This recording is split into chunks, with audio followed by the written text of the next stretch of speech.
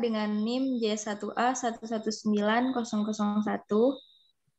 Saya Ilham Amanuf dengan NIM J1A119027. Dan saya Jessica Christine Setanggan dengan NIM J1A119051. Baiklah, kami akan menjelaskan tentang materi yaitu telur. Yang pertama, apa itu karakteristik fisik telur? Kedua, karakteristik kimia telur.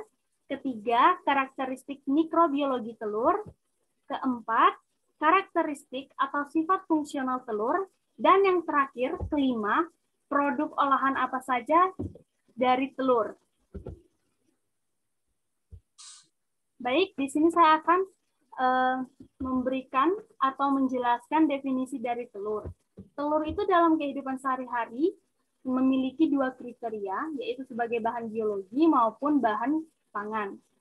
Sebagai bahan biologi merupakan sumber nutrien kompleks yang lengkap bagi pertumbuhan sel yang dibuahi.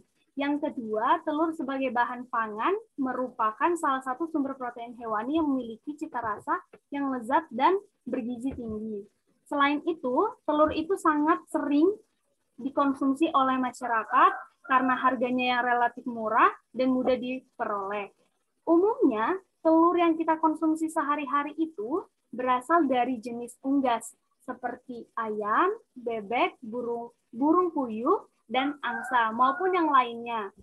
Dan ada lagi definisi yang lain, yaitu telur merupakan hasil pembuahan sel dengan sperma dari binatang non-mamalia yang tumbuh dari sel di dalam indung telur. Telur itu juga merupakan memiliki zat gizi yang tinggi dan juga lengkap susunannya, seperti protein, lemak, vitamin, mineral. Itu cukup di dalam telur. Dan juga telur itu mengandung susunan asam amino esensial lengkap yang sangat bagus di dalam tubuh, di mana asam amino esensial ini tidak dapat diproduksi oleh tubuh, melainkan dari makanan itu sendiri. Bagaimana ciri-ciri umum telur? Telur itu dikenali dengan warnanya, keadaan kulit telur, bentuk ukuran, dan juga warnanya. Kulit itu tergantung jenis telurnya. Kulit telur itu merupakan bagian mudah rusak atau pecah akibat gerakan mekanis. Bentuk dan ukuran telur itu sangat beragam, yaitu tidak sama, tergantung dari jenis telurnya. Dan ciri telur yang baik itu yang di luar maupun yang di dalam. Pertama, di luar, yang pertama itu ada kulitnya halus, tidak berbintik-bintik, dan yang kedua ada warna kulitnya yang normal, ada juga pun dia tuh tenggelam dalam air. Terus yang keempat baunya normal, dan yang kelima rongga udaranya itu kurang lebih 5 mm. Sedangkan di bagian dalam, pertama ada putih telur. Dia memiliki kekentalan yang normal, bau yang normal, tidak ada noda darah dan tidak ada benda yang terdapat di dalam putih telurnya. Begitupun di dalam kuning telur, bentuknya yang normal dan juga baunya juga normal, dan posisinya kuning telur itu biasanya ada di tengah telur. Selanjutnya, apa saja manfaat telur? Ini yang pertama, ada bahan penambah cita rasa untuk dimasakkan ataupun dikerupuk. Yang kedua, bahan pengembang seperti roti, kerupuk. Yang ketiga ada bahan pengempuk, keempat ada bahan pengental, bahan perekat, bahan penambah unsur gizi, bahan penstabil suspensi, bahkan sebagai penggumpal. Oke, di sini kami akan menjelaskan tentang jenis-jenis telur. Di sini kami akan menjelaskan ada 5. Yang pertama, telur ayam kampung, di mana relatif lebih kecil, beratnya rata-rata itu 45 hingga 50 gram per butir, warna cangkangnya putih sampai kecoklatan, dan kulitnya itu lebih tipis, sering ada noda darah. Dan yang kedua, ada telur ayam ras, relatif lebih besar daripada ayam kampung, telur ayam kampung, dan beratnya itu rata-rata 55 hingga 65 gram per butir. Warnanya kecoklatan, sampai coklat, kulitnya juga relatif lebih kasar, pori-porinya kulitnya itu lebih terlihat. Oke, selanjutnya ada telur bebek. Relatif lebih besar dibandingkan telur ayam ras. Beratnya itu sekitar 65 hingga 70 gram per butirnya. Warnanya itu ada yang hijau kebiruan, tetapi ada juga yang berwarna putih, itu merupakan dari itik albino.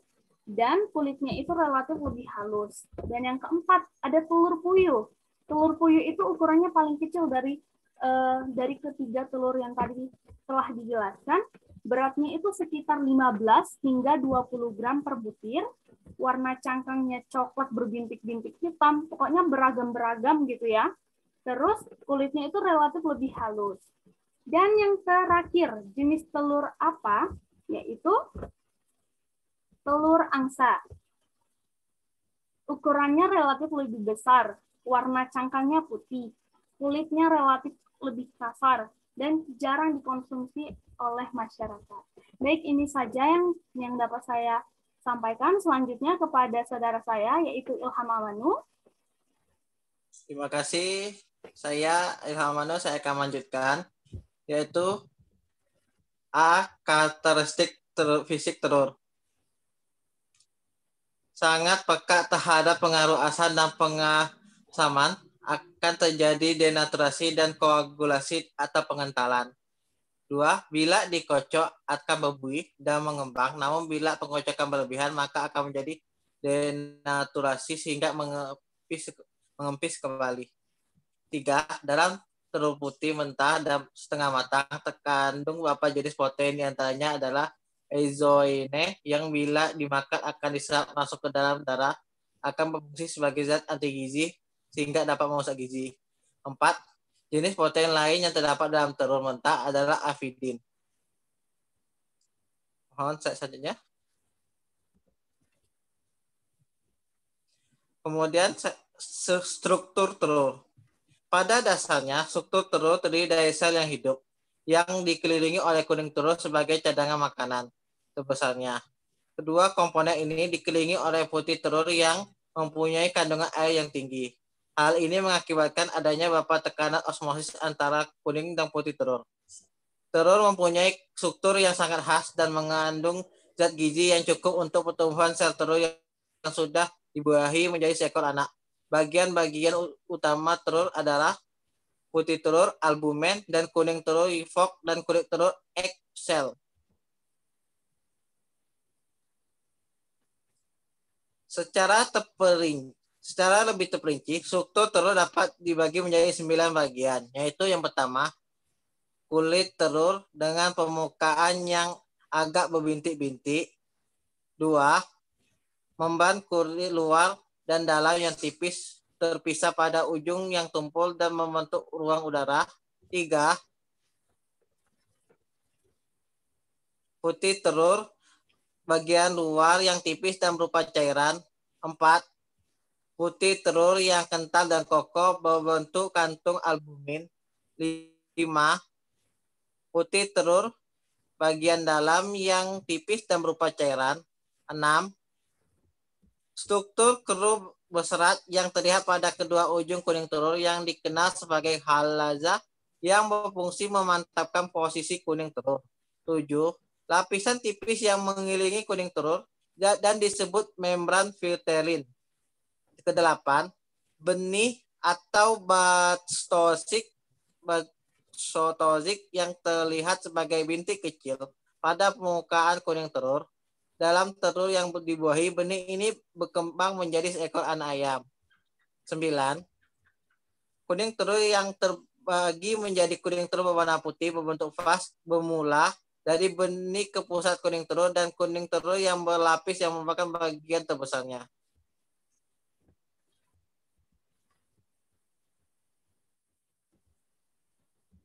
Bagian-bagian telur.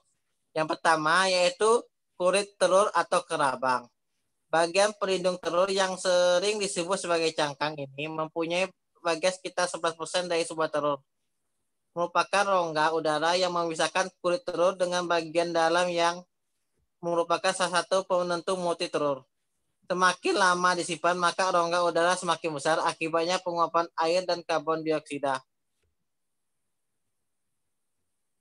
Tersusun dari beberapa bagiannya itu A. Kutikula yang merupakan bagian terluar dari kulit yang tersusun dari sejenis protein. B. Lapisan bunga karak atau calcareous di bawah calcicula yang tersusun atas protein fosfat, magnesium karbonat, dan magnesium fosfat.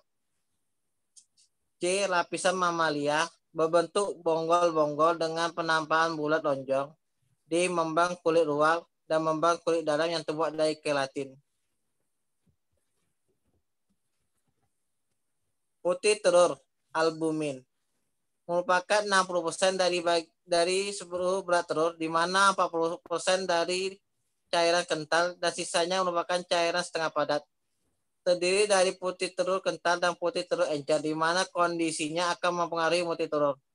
Terdiri dari beberapa lapisan. Lapisan pertama yaitu A, lapisan terluar merupakan cairan kental yang mengandung serat musin. B, lapisan tengah yang dinamakan albuminous sac merupakan anyaman musin setengah padat. C, lapisan cairan encer. D, nalazifera. Komposisi putih telur albumin, yaitu putih telur mengandung rata-rata 85,7% air, 12,7% protein, 0,3% lemak, 0,7% karbohidrat, 0,6% mineral, glukosa, enzim seperti protesa, dipepsida, diastera, dan kelompok vitamin B. Berat jenis protein adalah 1,045 gram. Itu membeku pada suhu 60-65 derajat Celcius dan membeku pada minus 0,45 derajat Celcius. Protein sebagian besar terdiri dari protein lengkap dan dalam bentuk mentahnya diserap dengan buruk oleh sistem pencernaan manusia. Kuning telur atau bisa disebut yolk. Salah satu komponen utama penyusun dan penentu murid telur. Bagian kuning telur terdiri dari 1.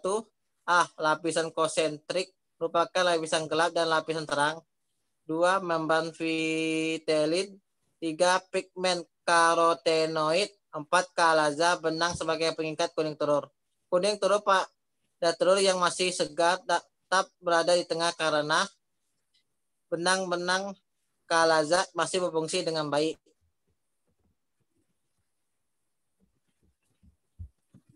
Komposisi kuning telur. Kuning telur menyumbang sekitar 33% dari isi cairan telur. Kandungan kalori kuning telur ada 352 kalori per 100 gram yang 8 kali lebih banyak daripada protein, yaitu sekitar 44 kalori per 100 gram.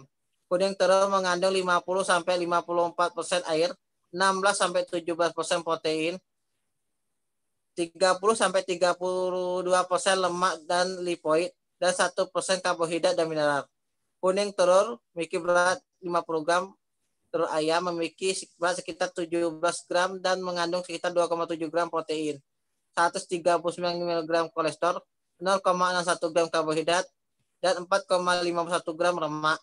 Lemak kuning telur dapat dalam keadaan termolisasi dan teresap dengan baik. Protein dan kulit telur diwakili oleh ovovitelin dan fosfitelin.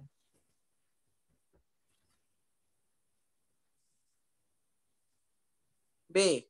Karakteristik kimia telur. Bisa kita lihat pada tabel ini kandungan gizi pada telur, yaitu dibagi dalam 3 kelompok, itu telur utuh, telur kuning, dan telur putih. Dan ada air, protein, lemak, karbohidrat bebas, dan abu. Pada telur utuh memiliki 37% air, 12,9% protein, 11,5% lemak, 1,1% karbohidrat, 0,3% karbohidrat bebas, 1% abu. Dan pada kuning telur 87,6% air, 10,9% protein, tidak memiliki lemak, 1,1% karbohidrat, 0,4% karbohidrat bebas, dan 0,7% abu. Pada putih telur 51,1% air, 16,0% lemak, 30,0% lemak, 1,1% karbohidrat, 0,2% karbohidrat bebas, 1,7% abu.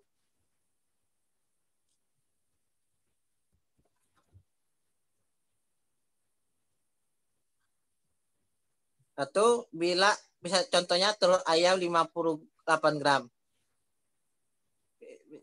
Telur dengan 58 gram berbeda jenis seperti telur ayam, iti, angsa, puyuh, kalkun, merpati, dan penyu punya kandungan yang berbeda-beda, tidak sama. Misalnya yang paling tinggi yaitu telur ayam dan telur puyuh mempunyai kandungan air yang paling tinggi. Sedangkan yang paling rendah adalah telur puyuh. Kandungan protein yang paling tinggi yaitu pada telur angsa, sedangkan penyu. Sedangkan yang paling rendah ada pada telur ayam. Kandungan lemak yang paling tinggi yaitu ada pada telur iti, sedangkan yang paling rendah adalah pada telur puyuh. Kandungan karbohidrat yang paling tinggi adalah pada telur penyu, sedangkan yang paling rendah ada pada telur iti. Pada kandungan abu yang paling tinggi adalah pada telur itik dan puyuh. Sedangkan penyu. Sedangkan yang paling rendah adalah angsa yang tidak memiliki sama sekali.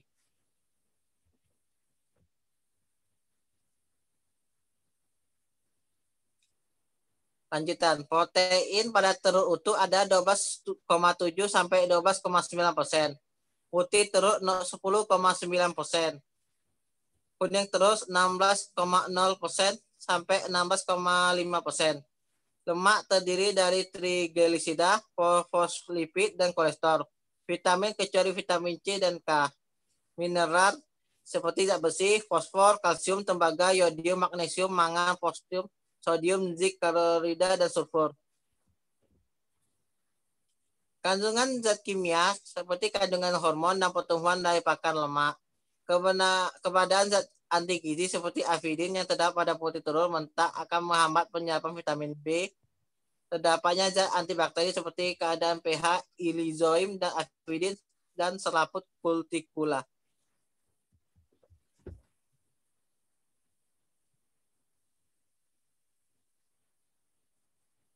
Perubahan fisiko-kimia. Perubahan yang mungkin terjadi pada telur selama penyimpanan adalah 1. Perubahan fungsi mukosa pada kulit telur. 2. Perubahan berat jenis. 3. Perubahan pada putih telur. 4. Perubahan pada kuning telur. 5. Perubahan mikrobiologi pada A. Lapisan kutikula. B. Membran kulit. C. Albumin. Dan rusak karena pengaruh bakteri yang menyebabkan terjadinya noda merah, hijau, atau hitam.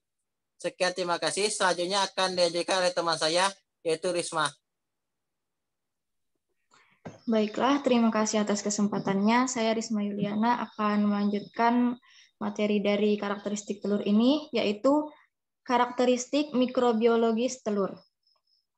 Nah, sebenarnya telur ini setelah dikeluarkan induknya bebas dari mikroba. Namun, telur ini bisa terkontaminasi mikroba melalui kotoran yang menempel pada telur, kemudian faktor lingkungan seperti suhu, pH, dan kelembapan, dan juga karena tangan dari si peternak. Nah, penurunan kualitas telur antara lain disebabkan masuknya mikroba-mikroba perusak ke dalam isi telur melalui pori-pori ke rabang telur, menguapnya air dan gas karena pengaruh suhu lingkungan, dan ruang penyimpanan yang lembab akan menyebabkan kerabang berjamur.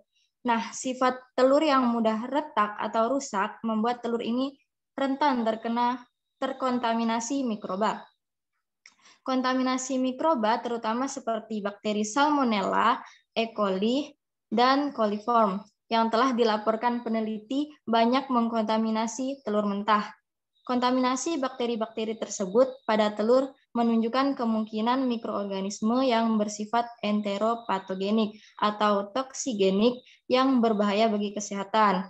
Gangguan yang ditimbulkannya pada manusia adalah mual, nyeri perut, muntah, diare, berak darah, demam tinggi, Bahkan pada beberapa kasus bisa kejang dan kekurangan cairan atau dehidrasi.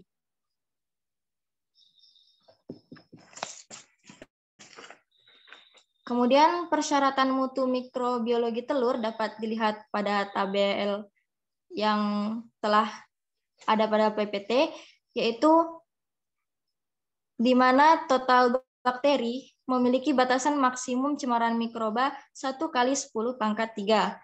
Coliform batasan maksimumnya 1 kali 10 pangkat 2. Escherichia coli 1 kali 10 pangkat 1, dan Salmonella sp batasan maksimumnya adalah negatif. Nah, faktor yang mempengaruhi pertumbuhan mikroorganisme tersebut adalah yaitu suplai zat gizi, waktu inkubasi, dan suhu yang sesuai untuk pertumbuhan mikroorganisme tersebut. Masing-masing mikroorganisme berbeda-beda.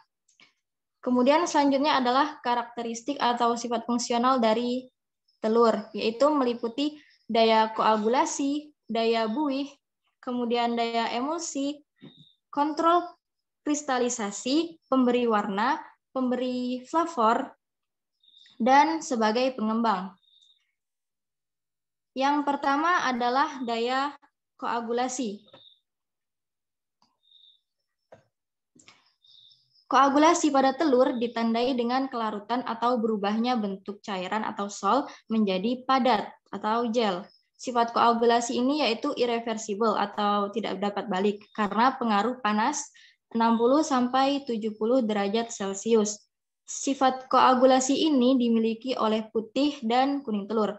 Faktor yang menyebabkan terjadinya koagulasi ini adalah pengaruh panas, pengaruh mekanik yaitu gerakan dan goncangan, kemudian sifat asam dan basa, keadaan garam, serta reaksi garam lain seperti urea.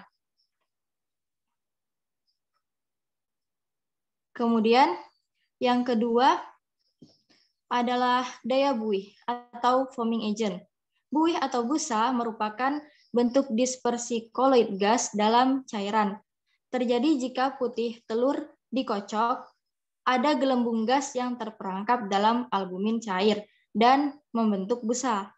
Nah, kestabilan buih atau busa ditentukan oleh kandungan ovomusin. Ovomusin ini adalah bagian dari komponen putih telur. Yang ketiga adalah daya emulsi atau emulsifier. Emulsi adalah campuran atau antara dua jenis zat yang tidak dapat bercampur secara homogen, di mana salah satu zat terdispersi merata dalam fase pendispersi. Nah, kuning telur merupakan emulsi minyak dalam air. Kuning telur mengandung bagian yang bersifat surface aktif, yaitu lecitin, kolesterol, dan lesitoprotein. Lecitin akan mendukung terbentuknya emulsi air dalam minyak. Begitupun kolesterol mendukung terbentuknya emulsi air dalam minyak. Kemudian yang keempat adalah kontrol kristalisasi. Penambahan albumin atau putih telur ke dalam larutan gula dapat mencegah terbentuknya kristal gula, misalnya pada sirup. Keberadaan albumin ini mencegah penguapan, sehingga akan mencegah inversi sukrosa yang berlebihan. Contohnya pada proses pembuatan permen. Nah, penambahan telur ini juga memberikan rasa manis di mulut, halus, serta selalu basah. Selanjutnya, pemberi warna atau coloring agent.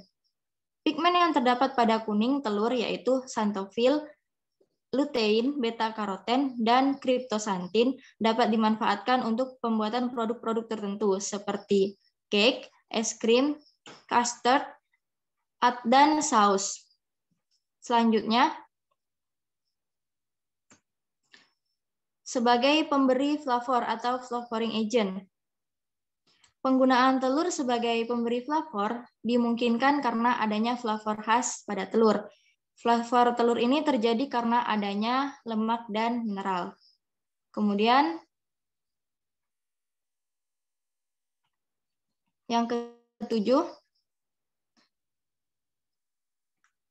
sebagai pengembang. Berkaitan dengan daya buih, maka telur juga mempunyai fungsi sebagai pengembang dalam produk tertentu. Kemudian Next. Ada produk olahan telur. Produk olahan telur ini bermacam-macam, yaitu yang pertama ada telur rebus. Ciri-ciri yang layak dikonsumsi yaitu putih telur kenyal, tidak alot, kemudian menggumpal seluruhnya. Kemudian tidak ada lapisan hijau keabuan pada batas kuning dan putih telur karena terlalu lama memasak. Kemudian cirinya lagi kulitnya mudah dikupas, bau tidak busuk, dan rasanya enak. Selanjutnya,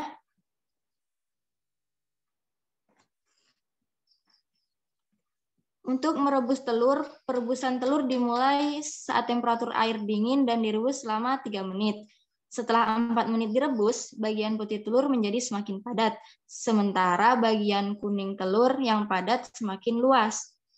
Kemudian setelah 6 menit, bagian putih telur dan kuning telur sudah mengeras atau memadat. Namun bagian tengah dari kuning telur ini masih kelihatan basah. Dan setelah 10 menit direbus, bagian putih dan kuning telur sama-sama keras atau padat. Warna kuning telur menjadi lebih pucat. Telur yang direbus lebih dari 12 menit menghasilkan telur yang keras. Di antara putih dan kuning telur terlihat gelang berwarna hijau.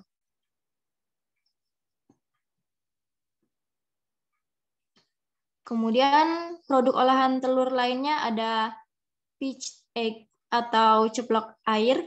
Ciri-ciri yang layak dikonsumsi, putih dan kuning telur menggumpal dengan baik. Teksturnya lunak, utuh, dan tidak hancur. Kemudian tidak gosong atau kering di bagian pinggirnya. Kemudian ada scrambled eggs atau telur dadar, biasa juga disebut dengan omelet. Ciri-ciri yang layak dikonsumsinya basah, warna merata, dan rasanya enak. Selanjutnya ada custard, merupakan hasil olah telur dengan prinsip pengerasan seperti bentuk gel yang disebabkan karena adanya pengentalan susu dengan bantuan telur yang menggumpal. Kemudian ada lagi yang namanya souffle, pembentukan dan kestabilan busa putih telur yang dipengaruhi lama pengocokan dan penambahan bahan lain. Ciri-ciri yang layak dikonsumsi, busanya stabil, penampakan busa halus, volume tetap, tidak berkurang atau turun. Kemudian selanjutnya ada telur asin. Ciri-ciri yang layak dikonsumsi, putih telur sangat encer, kuning telur mengeras, bulat seperti kelereng, warna tidak pudar, bagian putih dan kuning telur tidak bercampur. Kemudian yang terakhir, produk dari olahan telur ada tepung telur. Ciri-ciri yang layak dikonsumsi, tidak menggumpal, penampakan kering, bersih dari kotoran, warna merata, kehalusan baik, dan baunya normal. Kemudian pembahasan terakhir dari materi ini yaitu anomali telur, penyimpangan pada telur. Di mana yang pertama, 2 kuning telur dalam 1 butir telur. Kemudian tanpa kuning telur, kemudian telur ganda dalam 1 butir, blood spot pada kuning telur, noda daging pada kuning telur, penyimpangan warna pada kulit telur, penyimpangan flavor pada kuning dan putih telur, kulit telur yang lunak, kulit telur yang tipis, kulit telur yang berkapur dan mengkilap, dan yang terakhir bentuk yang tidak normal dari telur itu.